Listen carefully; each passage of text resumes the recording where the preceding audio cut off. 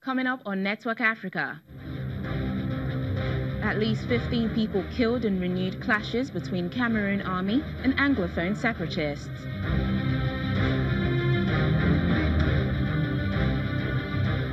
South Africa's Home Affairs Minister, Malusi Gigaba, resigns following allegations of lying on the oath.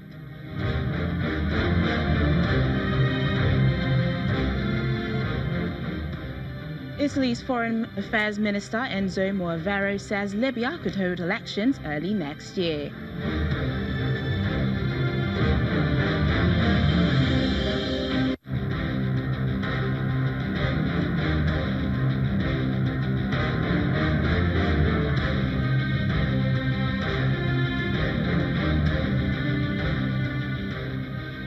Welcome to the program, everyone. I'm Teniola Shoboale. At least 15 people have been killed in a new bout of fighting between Cameroon army troops and rebels.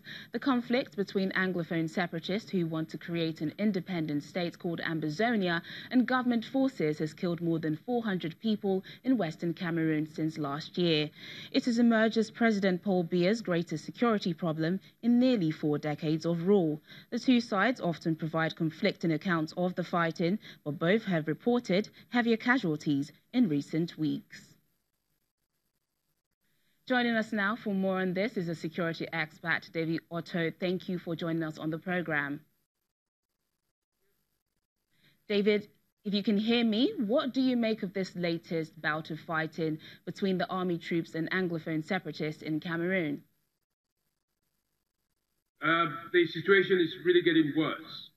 All the ingredients are there to indicate that the fighting, which has lasted for the past 2 years now, since 2016, might take another 20 to 30 years to go. The Anglophone separatist movements are getting more radicalized. They are getting more sophisticated in terms of the weapons that they are getting. They used to have 10 guns. Now they demonstrate the abilities of AK-47s. They are now taking the battle to the military, and the military is also taking the battle to them. You can see that the level of it has also increased. They are now getting not just the military, but innocent people are being killed as well. There is a lot of kidnapping ongoing.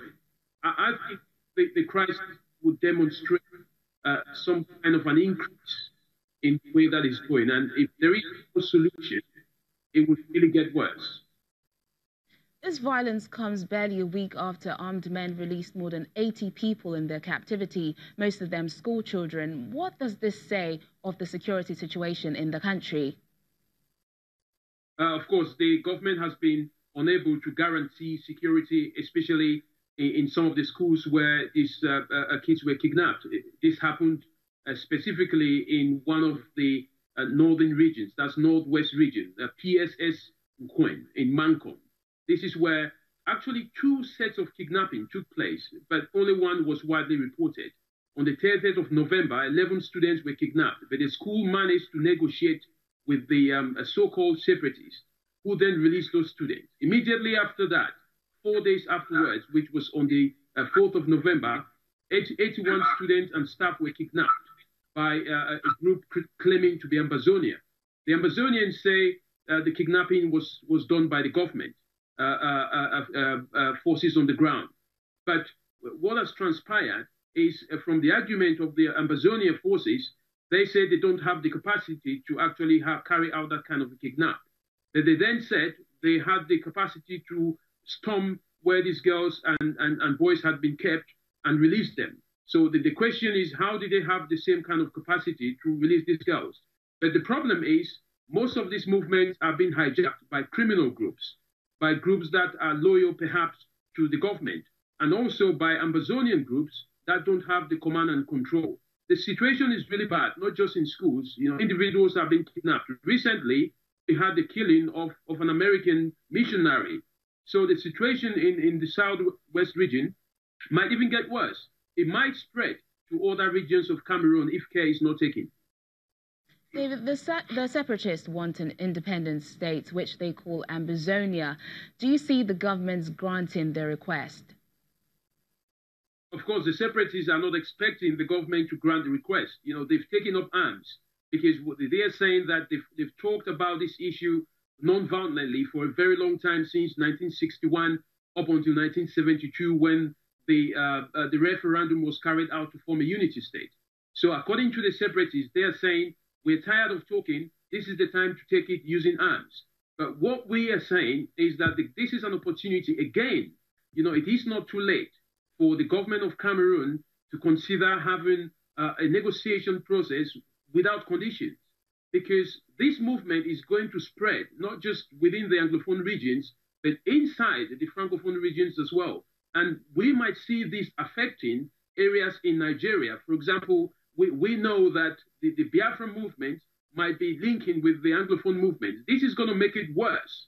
And the earlier that the Cameroon government looks at this, with the help of the Nigerian government, I think, you know, the situation could be resolved.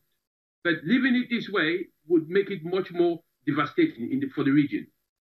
Okay, David, do you see an end to the divide between the Anglophone and Francophone people anytime soon? It is very worrying that we talk about Anglophones and Francophones.